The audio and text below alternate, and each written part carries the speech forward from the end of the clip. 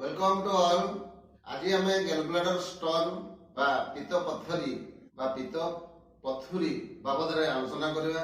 जो पित्तकोश स्टोन होता है वर्तमान विज्ञान जुग यही रोगर समाधान ऑपरेशन द्वारा होइथिबा बेले प्राचीन चिकित्सा यार सहज चिकित्सा किभली करा जाए से बाबद आपण मानक आज अवगति कराइबी।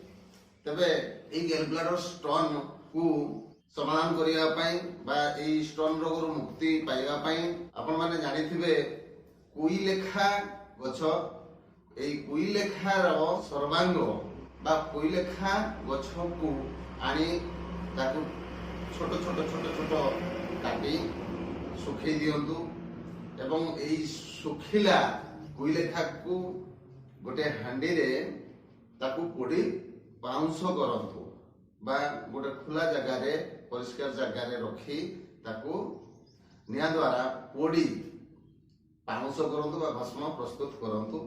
एई भस्म को 1.5-2 लिटर पानी रे पुणी गुड़े दियंतु।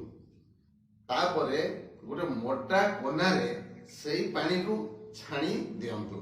एई भली आपणकर 5 ରୁ 7 थर संपूर्ण छाणी दियंतु एवं परिष्कार पानी टिक रहिले ताकू गोटे सफा पात्र रे से पानी को जेमिति लवण मरा जाए से भली ताकू फुल गरम करंतु। गरम हे बाष्प हे जलतक सब बाष्पीकरण हे उड़ी जीवो एवं परिशेष रे किछि अंश से पात्र रे लागि रहि जीवो ताकू बाहर करंतु। एवं एइडा ए जो बाहर कले जो भस्म गुंडटिक ये होची सेई कोइलेखा गछर लवण। एई लवण को आपणकर 2-2.5 ग्राम लेखाएं सकाळे दीपरे संध्यारे आउ राति रे दिन को 4 थर खांतु। देखिबे धीरे धीरे धीरे धीरे 1 मास भितरे आपणकर गैलब्लाडर स्टोन मेल्ट हे जइथिबो। अन्य एक उपाय बतक जानिथिबे ये होची गोटे गृहपालित पक्षी बतक बा हंस।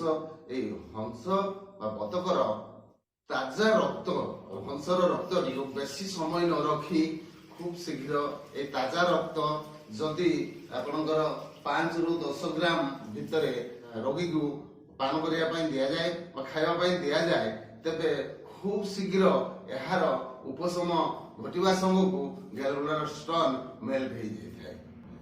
तेबे एई भली औषध प्रस्तुत करी आपण माने सेवन करंतु एवं यार फल हमकु जणांतु सुस्थ रहंतु। एवं याकू जदि आपणकर पसंद योग्य होची तेबे लाइक शेयर आदि करी हम मानकु उत्साह करंतु। धन्यवाद।